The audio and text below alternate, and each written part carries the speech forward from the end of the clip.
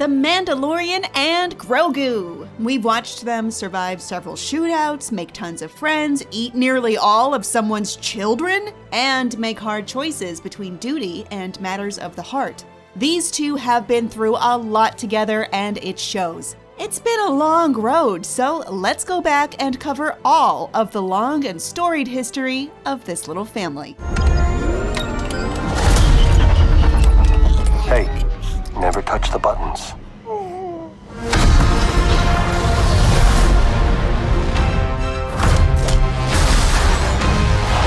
Yes! Impressive. Mando's beginnings are pretty inauspicious. We first meet him as a standard-clad bounty hunter apprehending a standard bounty. His first line as a character is, I can bring you in warm, or I can bring you in cold. But little does he know at this point how warm his life will come to be. At this point in time, it's clear Mando, who we don't know as Din Djarin yet, is a quiet and capable lone wolf, barely scraping by in the outer reaches of the galaxy amid humble obscurity. He takes an unusual but high-paying job from his Bounty Guild associate, Greef Karga of Navaro, sending him to a man known only as the Client and Dr. Pershing to retrieve a mysterious asset on Arvala 7. We get a peek into Mando's past. He was a Mandalorian foundling, essentially an orphaned child of war, scooped up, raised, and trained by the Mandalorian Order. He is extremely loyal to the Mandalorians and their strict religious tenets, especially the rule about never removing his helmet. This is the way. This is the way. On his journey to retrieving the asset, he meets an honorable Ugnaught named Queel, a skilled mechanic and craftsman, and IG-11, a killer bounty droid unit who the Mandalorian hates due to being a droid and an annoying one at that. Oh no. Bounty droid. Droids. He meets the asset, a very cute alien infant, maybe the cutest thing ever, who made every human watching for the first time freak out on sight based on its sheer cuteness. Okay, we're used to seeing him now, but damn it! He was so overwhelmingly cute.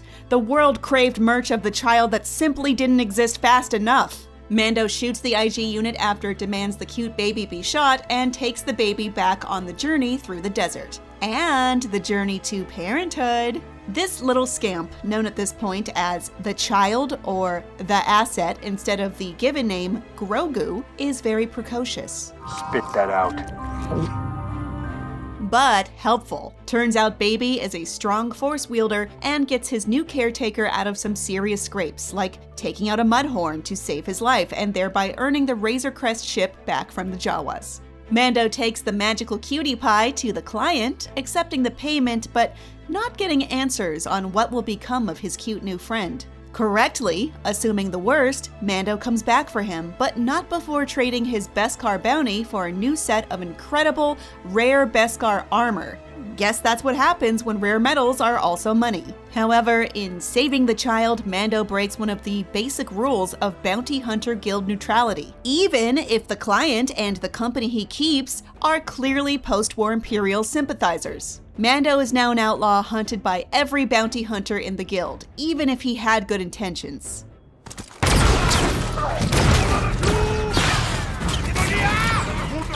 However, not everyone hates him. Other Mandalorians come to his aid, seeing his cause of rescuing a foundling as just. Get out of here. We'll hold them off. While on the run, the child finds some soup, while Mando finds a new ally in former rebellion shock trooper Cara Dune. They defend some kindly farmers from an AT-ST, and Mando nearly leaves the child behind with them, away from the dangerous life of a bounty hunter on the run. Mando has an adventure on a prison ship, meeting ex-Imperial sharpshooter Migs Mayfield, who isn't important but will be later. Another friendly face pops up in the form of Peli Motto, an ace starship mechanic / babysitter, while an unfriendly face pops up in the form of Fennec Shand, an elite sniper and bounty hunter. Fennec is shot dead by a wannabe bounty hunter, and that's the last we ever see of her. Kidding, she recovers from being dead later on. Mando and the child take off. Grief Karga lets Mando know things have shifted back in Navaro. The guild no longer cares about hunting him because the client, the man who initially called for the child's bounty, has taken over as a despot and, along with his ex-Imperial entourage, threatens all the people of Navaro. Karga asks Mando to come back for one last job that would serve both of their interests. Take out the client to save Navaro and the child, and Karga would clear Mando's bounty hunter reputation. Mando recruits Cara Dune, who is more than happy to shoot an Imperial. Also along are Queel and the IG unit, reprogrammed by Queel to be helpful and protective, but not murdery. Still murdery, however, are the venomous animals on Navaro, which fatally wound Karga until the child intervenes and fully heals him.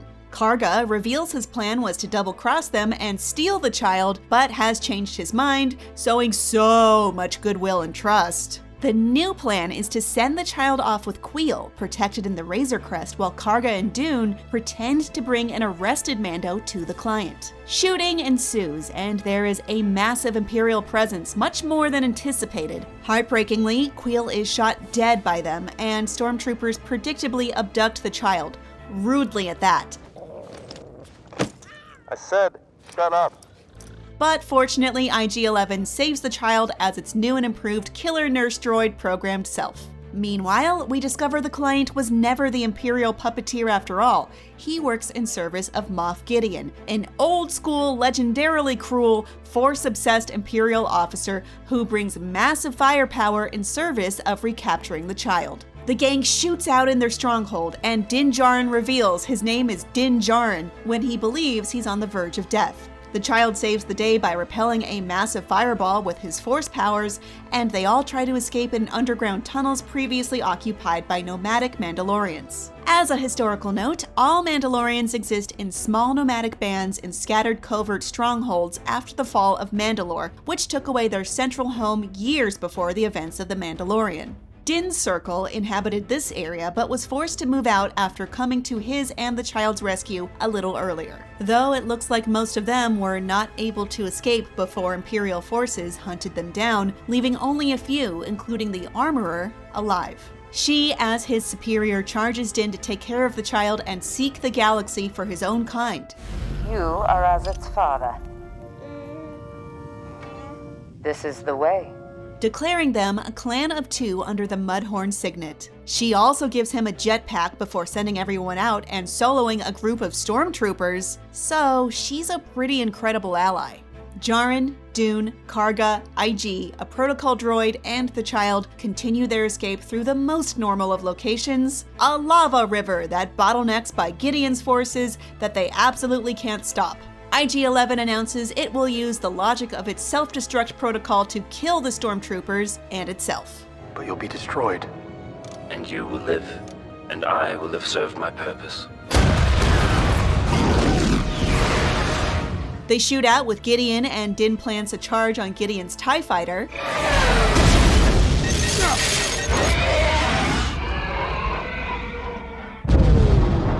Taking him out for the foreseeable future. Karga says he wants to re-establish Navaro, hire Dune, and clear her record, and welcome Mando back whenever he wants. After paying their respects to Queel, Din and the child take off together as a makeshift family. At least until the baby Force user can find his natural one. It's very nice, this theme of found family, of needing each other, of what it means to really care for one another and find kindness in defiance of a cruel world. Oh, and Gideon's not dead, and he has the legendary Dark Saber, a lost mythical Mandalorian weapon of unbelievable destructive power.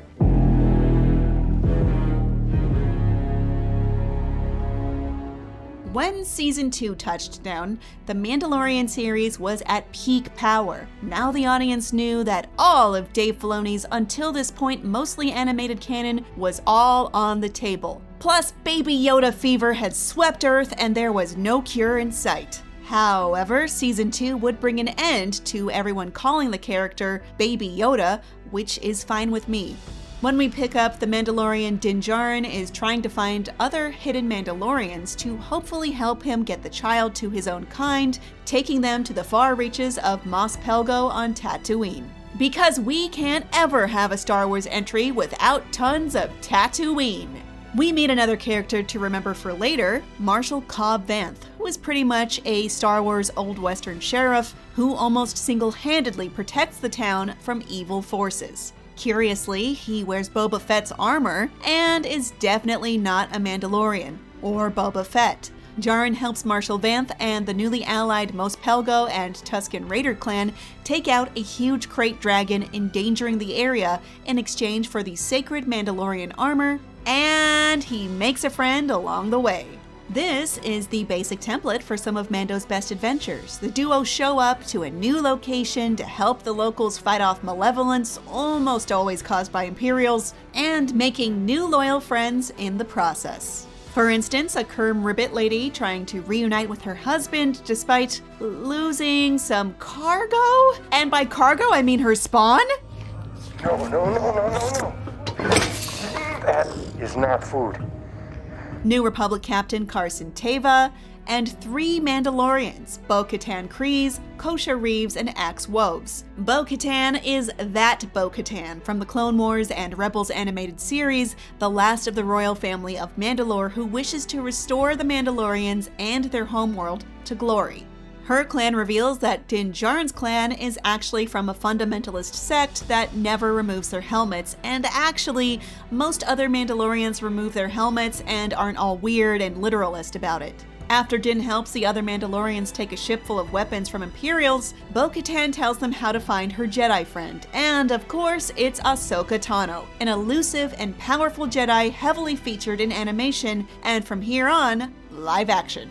But first, a trip back to Navaro, where Greef Karga and Cara Dune have really cleaned things up, and the child goes to school and eats a bunch of cookies, while the grown-ups go on a mission to blow up a secret Imperial reactor/military base nearby. 2 equally important plots. There, they see a holo of Imperial Dr. Pershing that reveals both that Moff Gideon is alive and that the Empire needs the child's midichlorian-rich blood for something nefarious. Okay, they want to hunt and harvest a baby's blood, and they're Imperial. That's all we need to know. Something bad is looming. Next, Din manages to find Ahsoka and helps her on a samurai-coded side quest to liberate a devastated village controlled by, of course, a heartless Imperial magistrate, Morgan Elsbeth. Through the power of the Force, Ahsoka understands the child's name is Grogu, and now we can call them Din Djarin and Grogu! The Mandalorian and Grogu! She says he is the same species as Master Yoda and has Force abilities, an idea Din doesn't really understand. At this point in history, the Jedi Order is pretty much non-existent or hidden. There aren't temples or masters around anymore that could take him in as a ward. Ahsoka does not want to train Grogu because he's too attached to Din, and attachment can be bad for a Jedi. She knows. Din gets a Beskar spear for his help in freeing the town, at least. She instead points them toward ancient temple ruins on Tython, teeming with Force energy. There, Grogu could decide his own path, Jedi or Mandalorian, and a Jedi may sense him there. Din struggles between his duty to deliver Grogu to his kind and his growing parental love for him. And this is where Din Djarin comes across the legendary Boba Fett and his newly restored companion-at-arms, Fennec Shand. They defend Grogu from stormtroopers as he's locked in a trance on the Force Seeing Stone. However, Moff Gideon overpowers them and abducts Grogu with the help of Dark Trooper droids and an Imperial cruiser. Also, he blows up the Razor Crest for fun. Child abductor / certified creep Moff Gideon once again shows off the Dark Saber and shackles up the baby he stole. Meanwhile, Din Djarin gives Boba Fett his armor back, and Boba swears to help him save Grogu. Then, Din enters heist recruitment mode with his nascent squad of Boba Fett, Fennec Shand, and Cara Dune. He recruits Imperial Migs Mayfield, who he previously met on the prison ship, to help him locate Gideon via a secret Imperial base. There, Din finally breaks Mandalorian code by removing his helmet and showing his face to others. Never removing the helmet was always key to him, but since doing so is the only way he'll get to see Grogu again, he makes his choice on what matters most. which earns him Mayfield's respect. Due to his help and overall anti-imperial attitude, the group decides to report Mayfield died on the mission, so he can run free. Next, Bo-Katan and company join the cause with the promise that harming and plundering Imperials could help them reclaim Mandalore and the Dark Saber, which would make Bo-Katan the undisputed ruler of all Mandalorians. They face a huge amount of Imperial fighters, including the very strong Dark Troopers once again. Din meets face-to-face with Gideon and Grogu and wins a battle with Gideon, making Din the rightful wielder of the Dark Saber. Not Bo-Katan, unless she can win it by defeating him in combat. Surely they can disregard Mandalorian dogma and just have her be the saber owner, right? No, of course not. It's going to be a whole thing.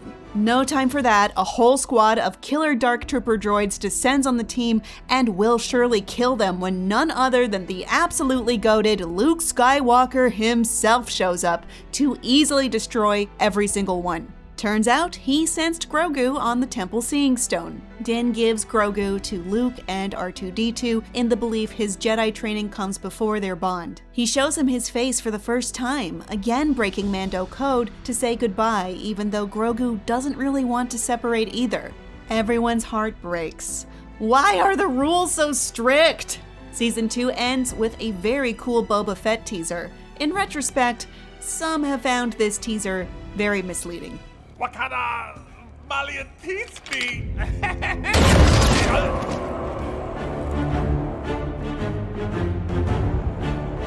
And now we take a step away from the Mandalorian proper for the Book of Boba Fett, a book in which some chapters are actually about Din Djarin instead.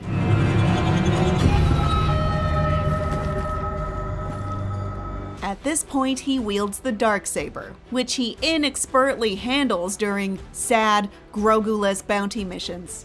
His covert, which now only consists of the Armorer and Paz Vizsla, try to rebuild. Din has the Armorer forge the Beskar spear into armor for Grogu, who he intends to visit, defying the Jedi code of no attachment in favor of the Mandalorian code of loyalty. The Armorer drops some lore. The Dark Saber was originally forged by Paz Vizsla's ancestor, who was a dual-class Mandalorian Jedi, and Bo-Katan is a cautionary tale, with her previous Nepo ownership of the Dark Saber having spelled the doom of Mandalore. Also, their sect is from the Mandalorian moon of Concordia, which is why they survived the absolute destruction of the planet and have more strict governing religious rules. The Armorer attempts to train Din to wield the Dark Saber properly and not cut his damn leg again until Paz Vizsla decides he wants to challenge for the saber and he promptly loses. And Din has to reveal he took off his helmet, so he's banished from the group. Then you are a Mandalorian no more.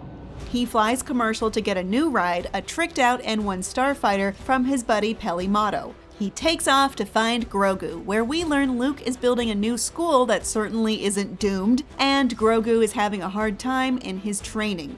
Luke helps Grogu remember his home, where we learn Grogu's Jedi temple was wiped out in Order 66. Ahsoka tells Din that Grogu misses him, and seeing him will only make things more difficult for him. And Din acquiesces with a heavy heart, passing off the armor to her to give Grogu. In a very deja vu move, Luke trains him to jump and be more agile. Luke offers Grogu the armor, but says he now must choose between the Mandalorian path or becoming a Jedi. Meanwhile, Mando agrees to help Boba Fett take back Mos Espa from the Syndicate because they suddenly remembered that this is a season of a TV show about a whole other guy. They recruit Cobb Vanth and Mos Pelgo/Freetown to join the cause.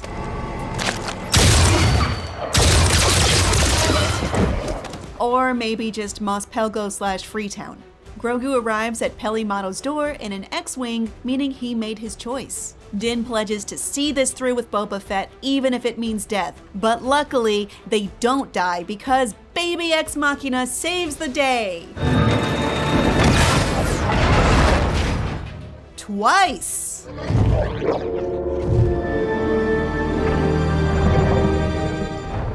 And they ride off into The Mandalorian Season 3.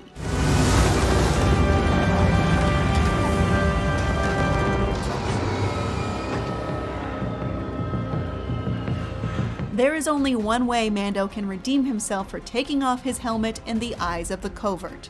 How can I atone? According to Creed, one may only be redeemed in the living waters beneath the mines of Mandalore. But the mines have all been destroyed. This is the way. And so, to be Mandalorian in the eyes of his group, who have since found more to join their numbers, Din Djarin has to go to the ruin of Mandalore, the destroyed homeworld of the now anchorless Mandalorians. He visits Greef Karga, who has again upgraded Navaro into an even more peaceful and prosperous hub in his time as High Magistrate. He offers Din and Grogu a nice home by the waterfront to settle down in as a family, which they can't accept yet because they have to stop pirates who forgot this is a family-friendly neighborhood now. But with Cara Dune, recruited elsewhere, the town needs help in fending off the criminals from its seedier past. Din and Grogu head to Bo-Katan on Calavella, in the Mandalorian system. She explains that her forces left her because of the Dark Saber debacle, she stopped trying to retake Mandalore, and she's pretty depressed and angry about the whole thing. She doesn't want to go to the ruined, poisoned planet with them. With an astromech from Pelimato in tow, they head to Mandalore for Din's redemption mission, and it turns out the planet is neither poisoned nor uninhabited. They delve down, but Din is knocked down and captured, leaving Grogu to plan a rescue on his own. Grogu manages to fly out of the mines and make it to Bo-Katan for help, and she does, killing Din's captor.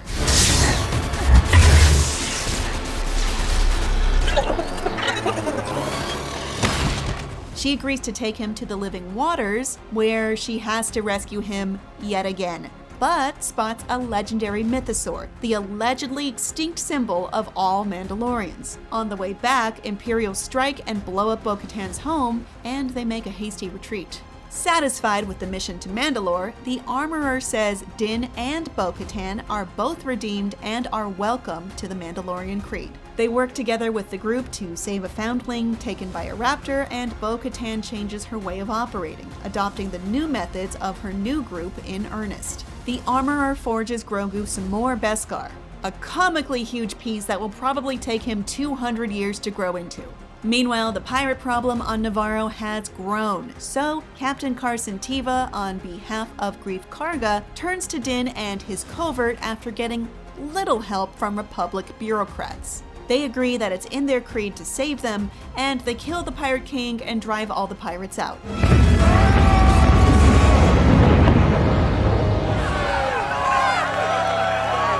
And since Navaro is independent, not under the New Republic, Karga thanks the Mandalorians by giving them a huge parcel of land on Navaro to call home. The Armorer tells Bo-Katan, after hearing her story of seeing a Mythosaur, that all Mandalorians should be united, and she, as the one who can walk both worlds, should be the one to unite and lead all Mandalorian tribes. After a caper in Plazir 15, aka the planet ruled by Jack Black and Lizzo featuring Christopher Lloyd, Bo-Katan gets her Mandalorian forces back via a combat challenge. Din pulls an actually, by saying since Bo-Katan killed his captor, who defeated him back on Mandalore, she technically has won back the Dark Saber, and it's hers, and they should just stop fighting and follow her already.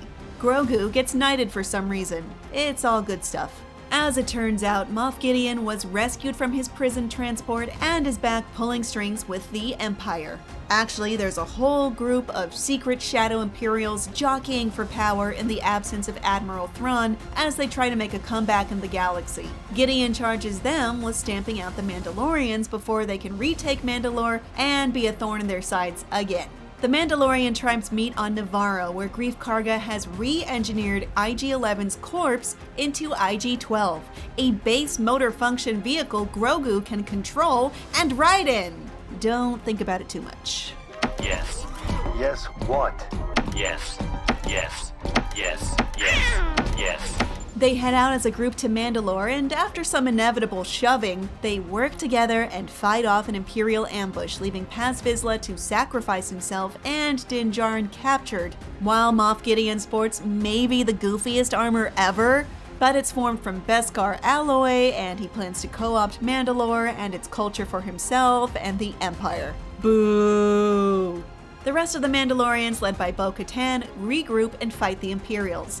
Din manages to beat up his captors and escape with Grogu's help, and they go after Gideon. On the way, they destroy several tanks of Gideon clones that apparently were Force sensitive. That's the project they needed Grogu's blood for, apparently. He gets pretty mad about it, and they fight, and Grogu faces down several Praetorian Guard members alone until Bo-Katan subs in.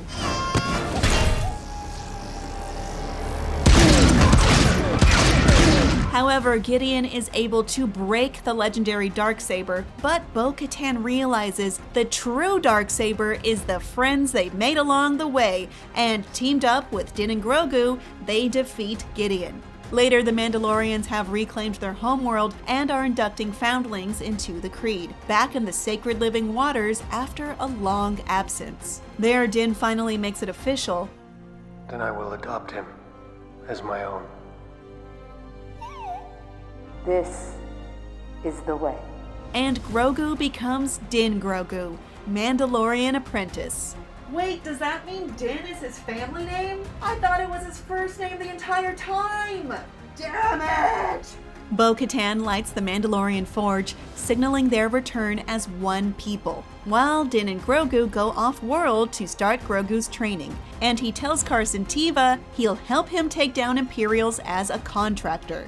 Greef Karga happily hands over the keys to a new home for the Din family to live in just outside town, and Mando reveals he's apparently got over his droid phobia and was able to restore IG-11 as the new protector of the town. Everything is pretty great, and the newly formed family settles into their new lives, content and free. And that is the story up until the movie, The Mandalorian and Grogu. Will they keep the peace? When's that helmet coming off next? What happens when a baby will long outlive his dad? Could Moff Gideon somehow return? It's up in the air like a Mandalorian jetpack, and we'll find out together soon enough. Let's save the rest for after dinner. Thanks for watching. I'm still Kim Horcher. If you want to see the best coverage, questions, and more about The Mandalorian and Star Wars as a whole, you're already in the right part of the galaxy. IGN.